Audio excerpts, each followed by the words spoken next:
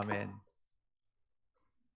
찬양 가사처럼 우리를 움직이게 하는 것은, 우리를 인도하는 것은 오직 하나님의 은혜이죠. 예. 우리 하나님의 은혜가 우리를 날마다 걸음마다 인도하시는 줄로 믿습니다. 요새 이제 4월 10일 날 우리나라 큰 일을 준비하고 있죠. 국회의원 선거를 앞두고 있습니다.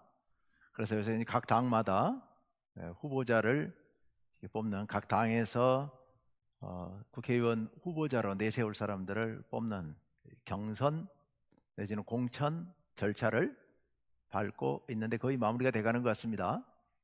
그런데 이제 지난 주간에 보니까 그 어렵게 전쟁 같은 경쟁을 뚫고 드디어 당에서 공천을 받았는데 그만 본선을 치르지도 못하고 며칠 만에 탈락한 사람들이 큰 당, 두 당에서 양쪽 다 나오고 있더라고요. 몇 명씩. 왜 그렇게 됐나 했더니 어떤 사람은 옛날에 돈 봉투 받은 문제가 돼가지고, 또 어떤 사람은 오래전에 SNS나 방송 등에서 이러저런 말들을 좀 세게, 좀 속된 말로 막말이라고 그러죠. 막말을 해가지고 그것이 문제가 돼가지고 후보까지 된 건 좋았는데 그만 거기서 탈락해버리는 이런 사태를 보았습니다. 그런데 이런 일은 전쟁 같은 선거판, 정치판에서만 있는 게 아니고 우리의 삶 가운데서도 늘 있는 일이지요. 우리의 삶의 현장에서도 보면 어떤 사람들이 정말로 어렵게 오랜 시간 준비하고 경쟁을 뚫고 애써서 어떤 자리에까지 도착은 했는데, 어떤 자리에 도달은 했는데 그만 거기서 어떤 불미스러운 일로 인해서 탈락해버리는 그런 일들을 우리는 사실은 심심찮게 경험을 합니다. 우리 성경에 나와 있는 이스라엘의 역사에서도 그렇습니다. 이스라엘의 초대 왕 사울 왕 있었습니다. 그 전까지 왕이 없다가 백성들이 우리에게도 왕을 세워달라고 그렇게 간청하는 통에 하나님께서 사울이라고 하는 한 겸손한 청년을 뽑으셔서 이스라엘의 왕으로 세우셨습니다. 그런데 그가 결국은 탈락하고 말죠. 성격상의 문제일 수도 있고 또 신앙의 문제일 수도 있고 반복적으로 실수하다가 결국은 무너지고 맙니다. 그의 왕으로서 통치 기간 내내 행복하지 않았습니다. 불행했습니다. 그러다가 결국 마지막도 불행해지고 말았지요. 예수님의 제자 가룟 유다는 예수님의 12명의 사도 가운데 들어갔습니다. 그리고 3년 동안 예수님을 따라다니면서 잘 훈련도 받았습니다.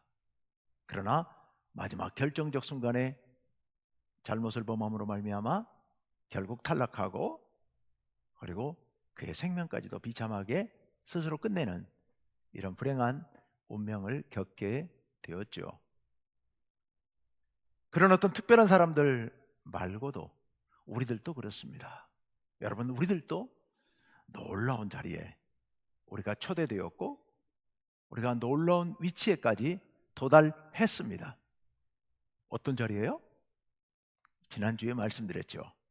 지난주 말씀에서 하나님께서 우리를 죄악으로 죽을 운명에 있던 우리를 예수 그리스도를 부활시키실 때 우리도 함께 살리셨고, 그리고 하나님 나라로 올리셨고 하나님의 자리에, 하나님 옆에, 하나님 나라의 자리에 앉히셨다라는 게 지난주 말씀이었지 않습니까?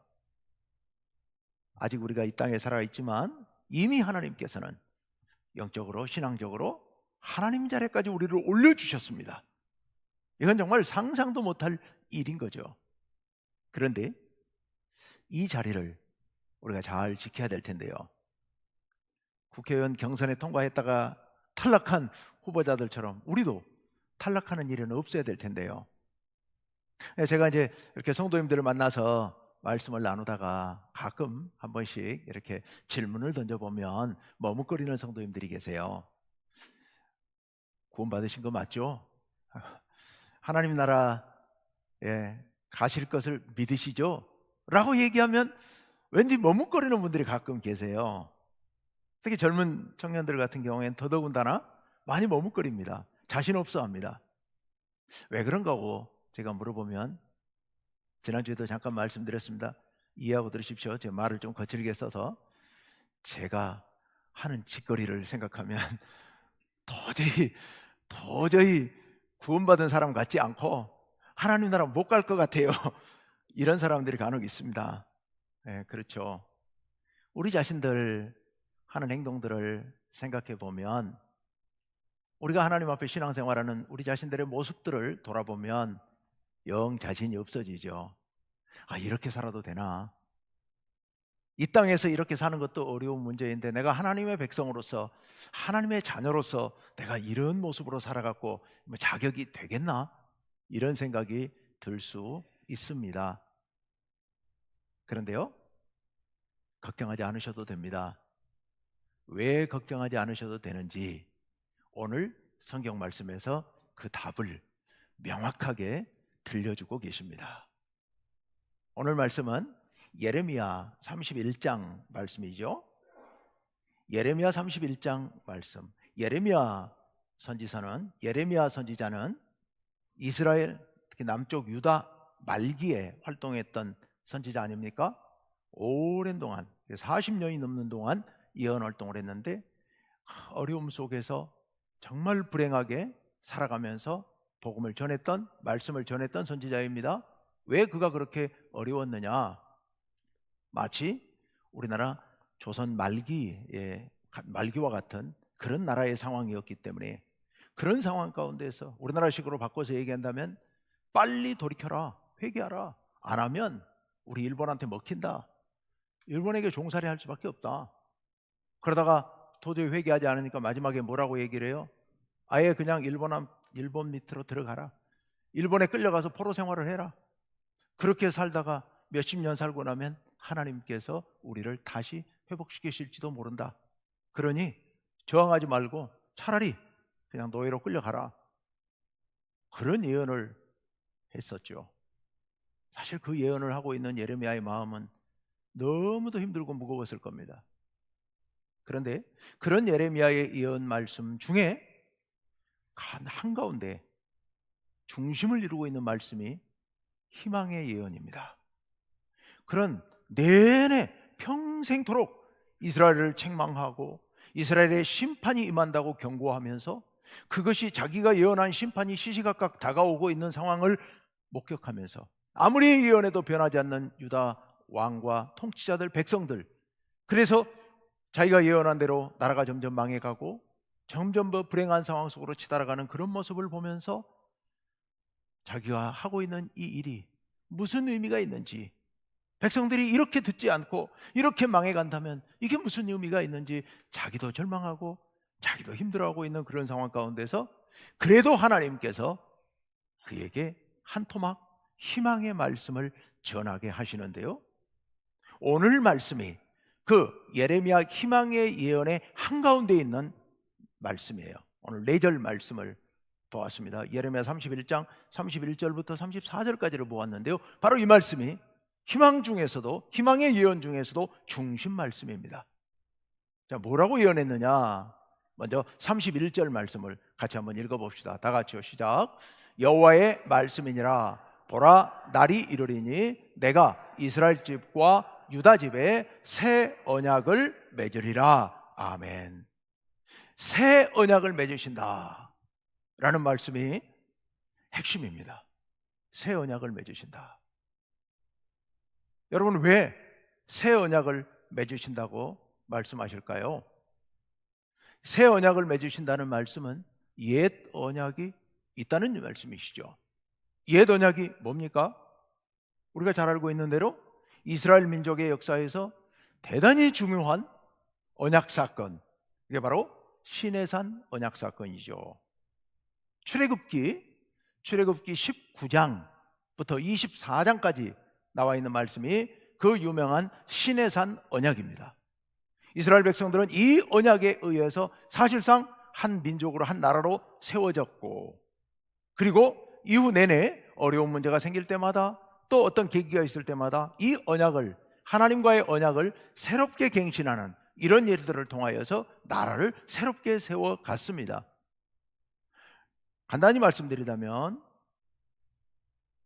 이 하나님과 이스라엘 민족 사이에 맺은 시내산 언약은 나라의 헌법을 만드는 것과 같은 그런 대단히 중요한 일이었습니다. 우리가 알고 있는 십계명도 이 언약 안에 들어있죠. 그 언약의 핵심 내용, 우리 출애굽기 19장 5절과 6절의 중심 말씀을 같이 한번 읽어볼까요? 다 같이 읽습니다. 시작.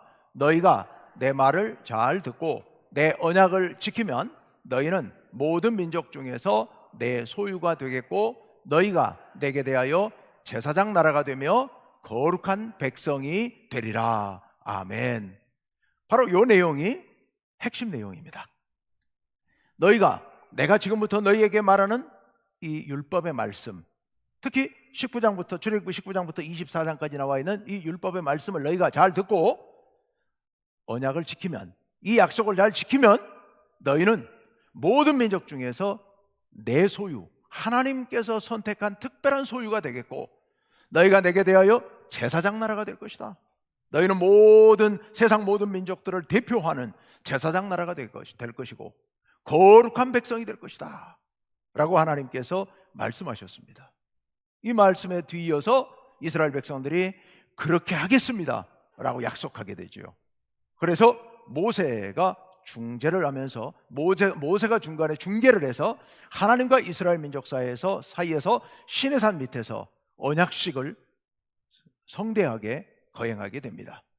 이게 시내산 언약이지요. 그런데요, 하나님께서 지금 예레미야 선지자를 통해서 이 언약이 있은 때로부터 약 600년 후에, 이 500년, 600년 후에 다시 여기서 언약을 맺게 되는데, 그 언약을 말씀하시는데 그 언약이 바로 새 언약이라는 겁니다. 그러면 이 언약은 도대체 어떻게 된 걸까요? 하나님과 이스라엘 민족 사이에 맺었던, 시내산 밑에서 맺었던 이 놀라운 언약은 하나님께서 너희가 내 말을 듣기만 하면 너희는 나의 특별한 민족이 될 것이다, 내 소유가 될 것이고 거룩한 나라가 될 것이고 제사장 나라가 될 것이고 거룩한 백성이 될 것이다 라고 하나님께서 말씀하셨는데 왜 지금에 와서 다시 새 언약을 말씀하실까요? 32절 말씀에 그 사연이 나옵니다. 32절 앞부분 말씀을 읽어봅시다. 다 같이요. 시작. 이 언약은 내가 그들의 조상들의 손을 잡고 애굽 땅에서 인도하여 내던 날에 맺은 것과 같지 아니할 것은, 애굽 땅에서 인도하여 내던 날에, 바로 아까 시내산 밑에서 언약을 맺었던 그 사건을 얘기하지요. 그것과 같지 않을 것이다 라고 말씀하십니다. 다른 언약, 새로운 언약을 맺으시겠다는 겁니다. 왜냐하면 32절 하반절을 띄워주세요. 함께 읽습니다. 시작. 내가 그들의 남편이 되었어도 그들이 내 언약을 깨뜨렸음이라. 여호와의 말씀이니라. 아멘. 하나님과 이스라엘 사이에서 시내산 언약을 맺은 것을 하나님께서는 남편과 아내의 부부관계를 맺는 것과 같이 비유하셔서 말씀하십니다. 나는 그 언약을 통해서 너희의 남편이 되었다. 너희는 내 아내가 되었다. 그런데 너희가 내 언약을 깨뜨렸다. 하나님께서 이스라엘 백성들에게 하셨던 여러 가지 계명들이 있습니다만 그 중에 가장 큰 계명이 뭐겠습니까? 아까 십계명 말씀, 십계명 중에서도 첫 번째 계명, 두 번째 계명. 첫 번째 계명, 다른 신을 섬기지 말라. 두 번째 계명, 우상 만들지 말라. 그런데 이스라엘 백성들은 하나님을 배반하고 가나안 땅에 들어가자마자 가나안 원주민들이 섬기던 우상을 끝없이 섬깁니다. 하나님께서 여호와 하나님만을 믿고 의지하라고 말씀하시는데 이스라엘 백성들은 틈만 나면 이집트를 의지합니다. 강대국 이집트를 의지해요. 틈만 나면 바벨론 또는 아시리아의 우상을 받아들입니다. 가나안 땅에 살고 있던 원주민들이 섬기던 바알신, 아세라신을 섬깁니다. 하나님만을 섬기겠다고 분명히 약속해놓고 끊임없이 다른 신을 섬깁니다. 하나님을 섬겼죠. 하나님을 섬기는데 다다익선이라고 신이 많을수록 좋다고 생각을 한 겁니다. 그 당시 주변 문화가 그랬으니까요. 그래서 하나님은 하나님대로 섬기고, 그리고 바알신은 바알신대로 섬기고, 혹시 어느 신이 복을 줄지 모르니까요.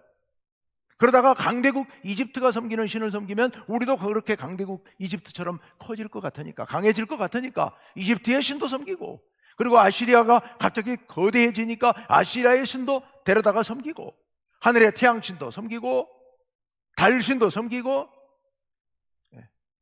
온갖 우상들을 다 끌어들여 섬기고 있는 그들의 모습을 보시면서 하나님께서는 너희가 나를 배반했다, 마치 아내가 남편을 버리고 음란한 짓을 하고 부정한 짓을 해서 신의를 깨뜨린 것처럼 너희와 나 사이에 계약이, 언약이 깨뜨려졌다고 말씀하시는 겁니다.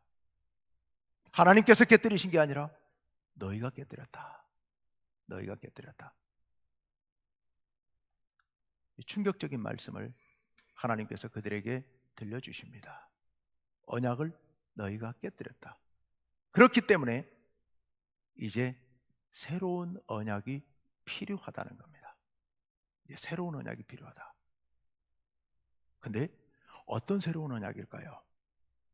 아니, 언약을 새로 맺으면 백성들이 그 언약은 지킬까요? 한 번 어긴 사람이, 한 번 부정한 짓을 한 사람이, 한 번 신의를 깨뜨린 사람이 다시 신의를 지킬 수 있을까요?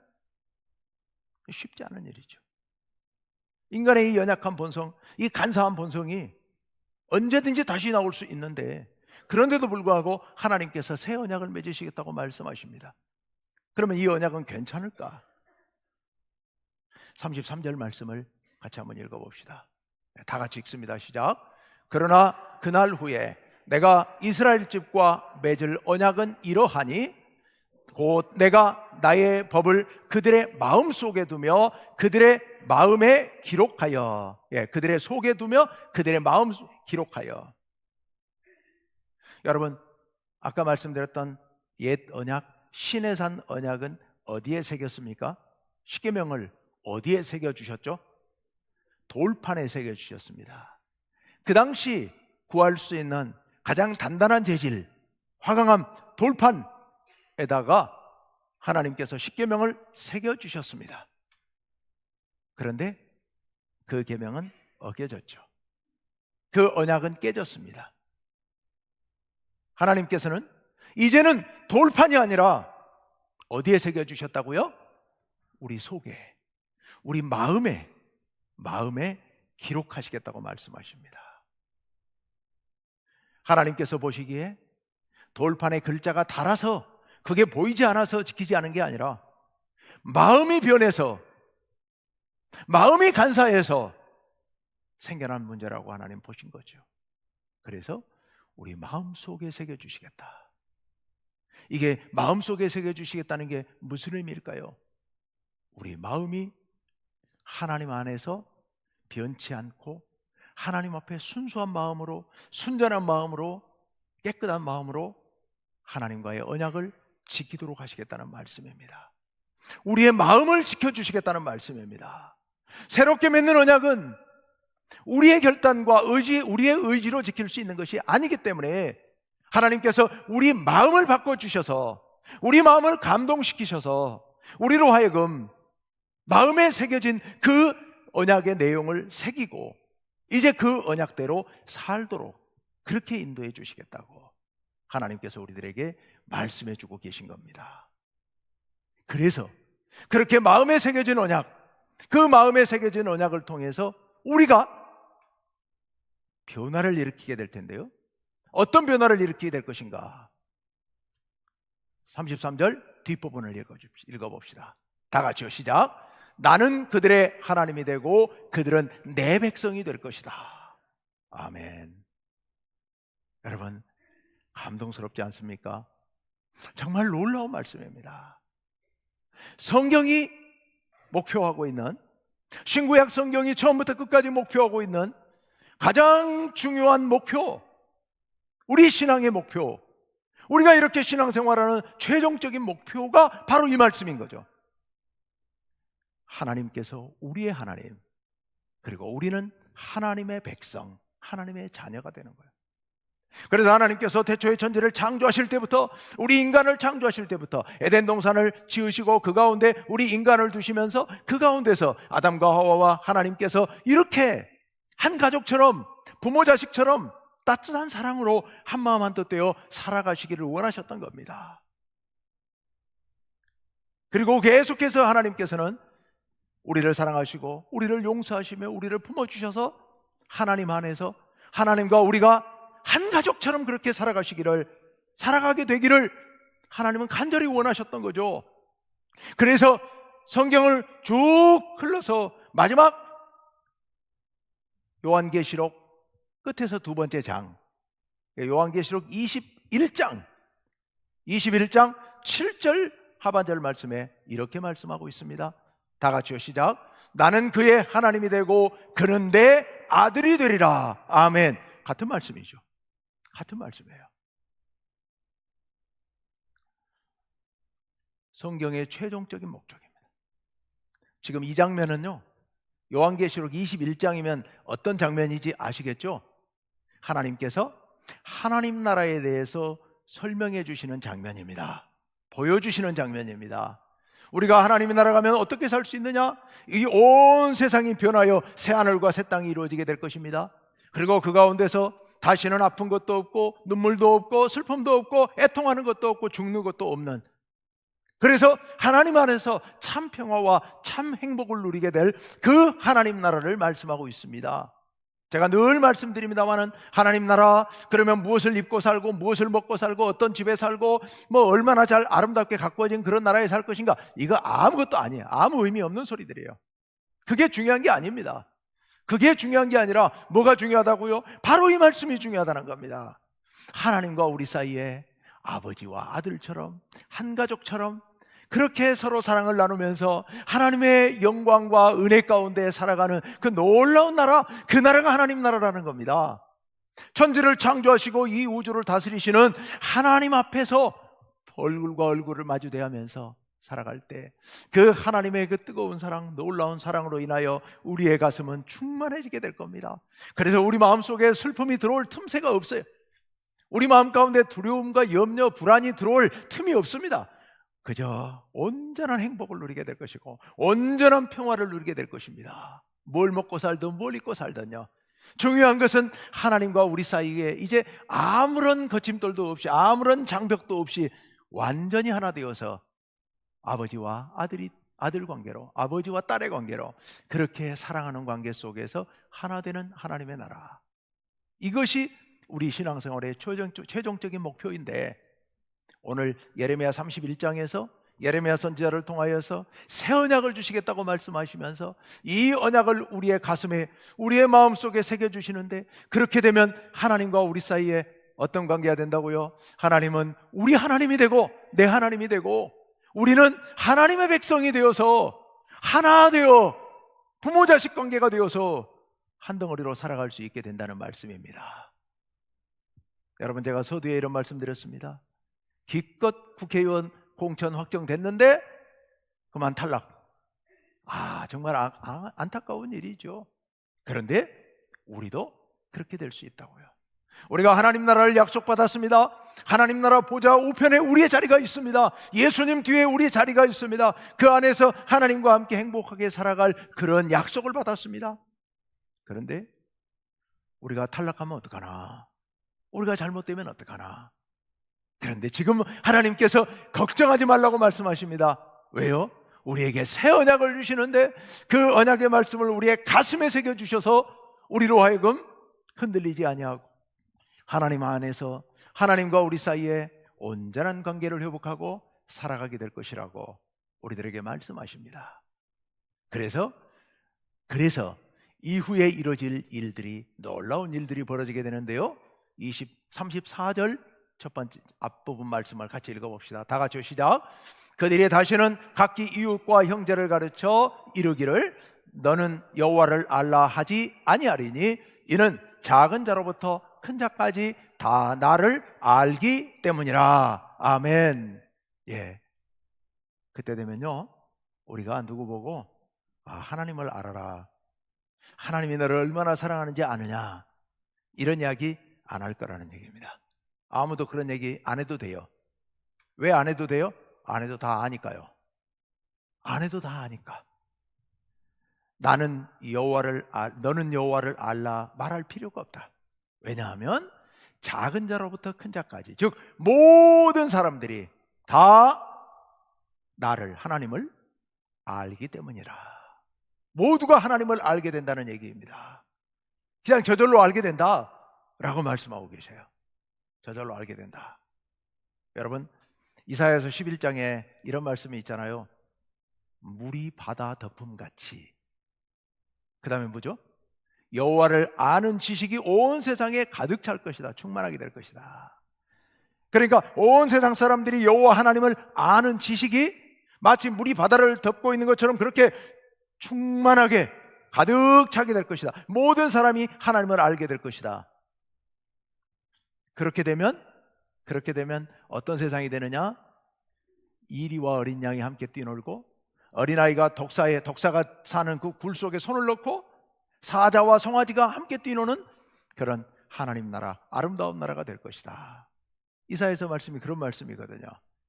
그런데 바로 그런 나라, 오늘 예레미야 선지자를 통해 하시는 말씀이 우리에게 새 언약을 내려주시면 우리 모두가 그렇게 될 것이라는 겁니다. 서로 사랑하며 전쟁을 그치고 싸움을 그치고 서로 하나 되어 사랑으로 살아가게 될 것이다 라는 그런 말씀을 우리들에게 들려주고 계십니다. 와, 정말 놀라운 기쁨이고 놀라운 감격인 거죠. 우리에게 이런 나라를 허락해 주실 것이다. 그런데요, 그보다 더 중요한 게 있습니다. 더 본질적인 일이 또 하나 숨어 있습니다. 34절 마지막 부분입니다. 다 같이 읽습니다. 시작. 내가 그들의 악행을 사하고 다시는 그 죄를 기억하지 아니하리라. 여호와의 말씀이니라. 아멘.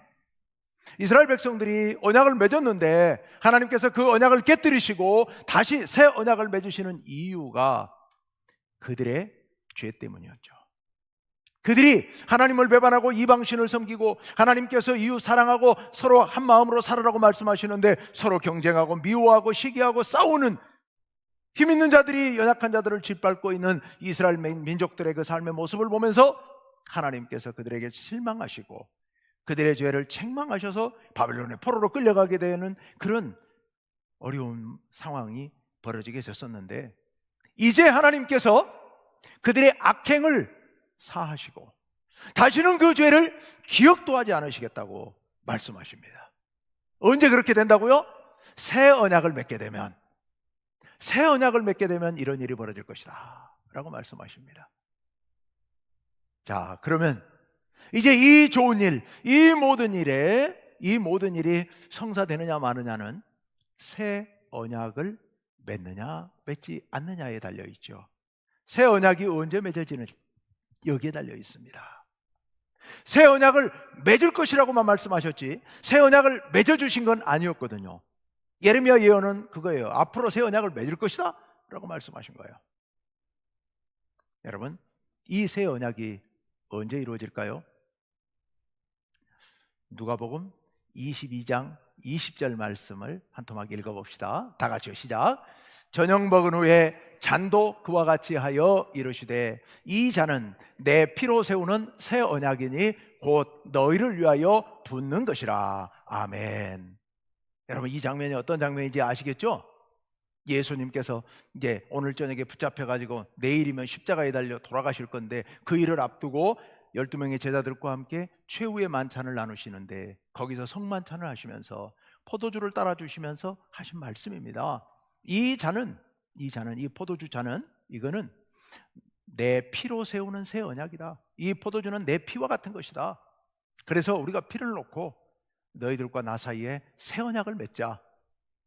새 언약을 맺자. 여러분, 여기 피로 세우는 새 언약, 우리가 이제 혈맹이라는 말을 쓰지 않습니까? 네.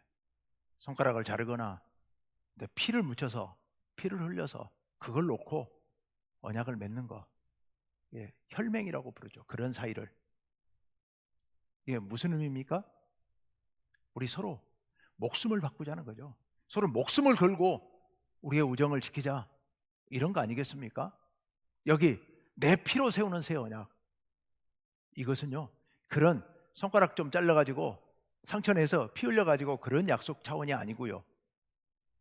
바로 예수님의 십자가를 상징하죠. 십자가를 의미하죠. 예수님께서 십자가에 달리셔서 그 귀한 피를 다 흘려주셨잖아요. 누구를 위해서? 우리를 위해서요. 우리를 위해서, 우리의 죄를 용서하시기 위하여서 우리가 죽어야 되는데 대신 주님께서 십자가에 달려 돌아가시죠. 그 피로 하나님과 우리 사이에 새 언약이 맺어진 겁니다.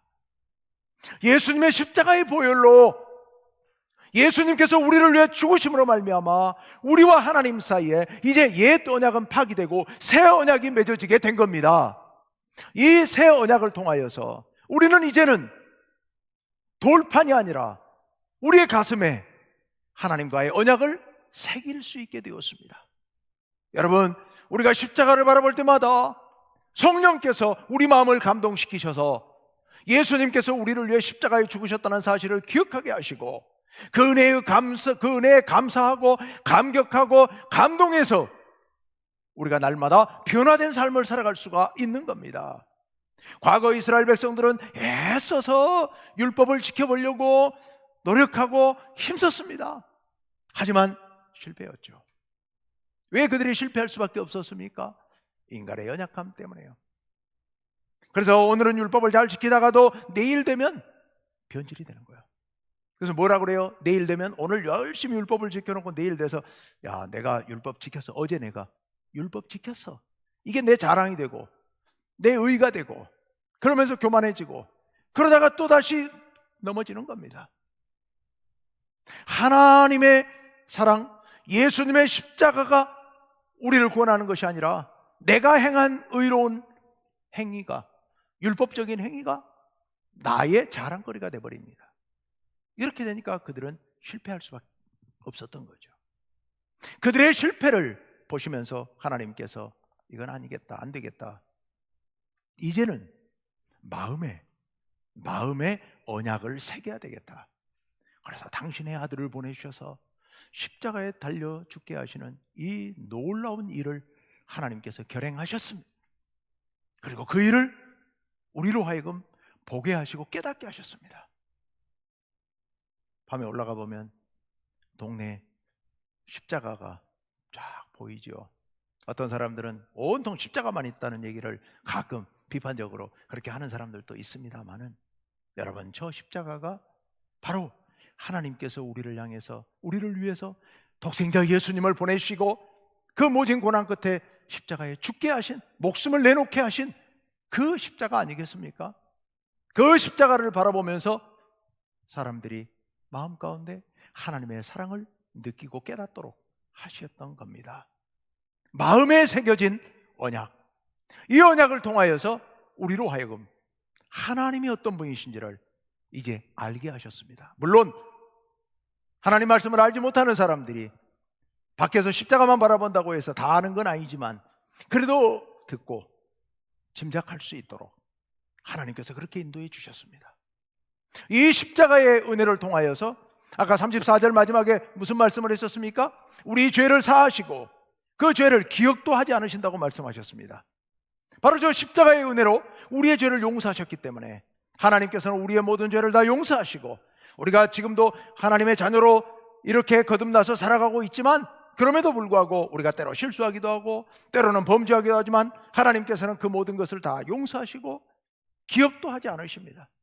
그래서 우리로 하여금 하나님 안에서 하나님 나라에서 우리의 하나님, 우리는 하나님의 백성, 하나님의 자녀 되어서 한마음 한뜻으로 서로 사랑하며 하나님 안에 행복하게 살아갈 수 있도록 그렇게 인도해 주신 겁니다. 여러분, 하나님께서 우리에게 세워주신 새 언약, 그것은 바로 십자가의 언약입니다. 우리가 사는 길은 십자가에 있습니다. 우리가 십자가를 바라보면서 비로소 우리는 하나님 앞에 온전한 삶을 살아갈 수가 있습니다. 모든 사람들이 십자가의 정신으로 살아갈 때 이 세상에 슬픔과 고통과 아픔과 범죄와 싸움과 전쟁이 그칠 수 있을 겁니다. 내가 먼저 내려놓고 내가 먼저 희생하고 내가 먼저 낮아져서 섬기는 저 십자가의 정신으로 우리가 무장하게 될 때 이 세상의 모든 악이 사라지고 이 땅이 하나님 나라와 같은 복된 나라로 변화될 줄로 믿습니다. 우리 충무교회가 행복한 사랑의 공동체를 이루느냐 이루지 못하느냐는 결국 십자가 정신에 달려 있습니다. 여러분들이 십자가를 바라보고 십자가를 본받고자 애쓸 때 비로소 우리 충무교회 공동체가 아름다운 사랑의 공동체로 변화될 줄로 믿습니다. 저거 아니면, 십자가 정신이 아니면 전혀 안 됩니다. 아까도 말씀드렸습니다마는 우리 인간이 너무 간사하기 때문에 작은 일 하나 해놓고도 나를 꼭 드러내야 되고 자랑하고 싶고 높아지고 싶고, 그게 인간의 마음이거든요. 우리 충무교회 공동체가 만약 그런 바람이 불기 시작하면요, 공동체의 사랑은 순식간에 무너져 버릴 수밖에 없습니다. 서로 내잘났다고, 서로 나를 먼저 높이고자 박수받고 싶어서 그렇게 할 수밖에 없을 겁니다.